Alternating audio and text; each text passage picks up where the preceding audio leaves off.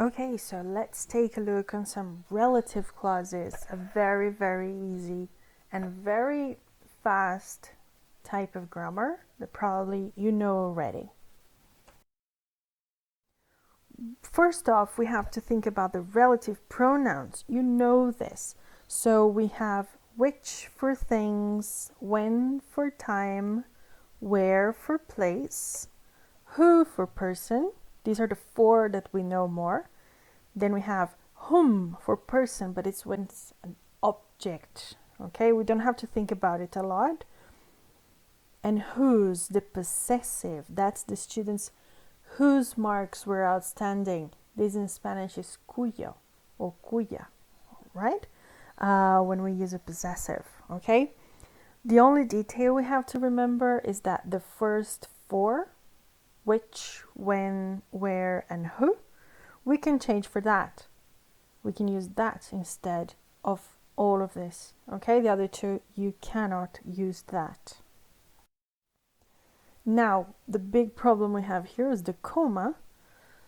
You know that the comma is important in life in general, and here is going to be very, very, very, very important.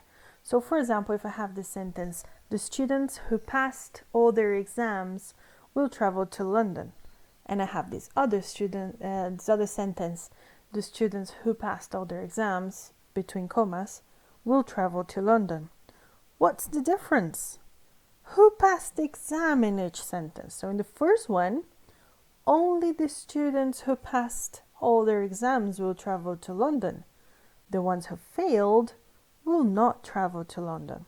But on the second one, all the students passed their exams and all the students will travel to London. Okay? So in each one of them, you have in the first one, you have a little group that passed the exam and will travel to London. In the second one, I mean that all the students who passed their exams will travel to London. Okay? So we have to pay attention to this because it's going to change the meaning of our sentence. So the first thing we have to see the two types. The first time is the defining, the one that has no comma. Okay? The first one, all the students who passed the exam. It includes essential information only, okay? Very important information that is necessary to the sentence, which means that I cannot remove it. For example, I have lost a book which you lend me. Which book? The book you lend me. I cannot remove this part. This is important. This is essential information. Or, for example, there were times when I felt like quitting my job. This one is obligatory for the sentence, okay? In this case, the pronoun, the which, the when, the who, the that, they can be omitted. We can remove it and the meaning will be the same. That isn't the woman I was talking about is the same as that isn't the woman that I was talking about. You can remove it, no problem, okay? What's the most beautiful place you have ever been? What's the most beautiful place where you have ever been? Both sentences are good. Both sentences are correct. Now, the type, the non-defining, is the one with the commas. The one with the comma is going to be an extra information that you receive in the sentence. So, for example, the Prime Minister, who visited the city yesterday, will give a press conference. So, in this case, if I take this off, this sentence is still valid. The Prime Minister will give a press conference. It's good.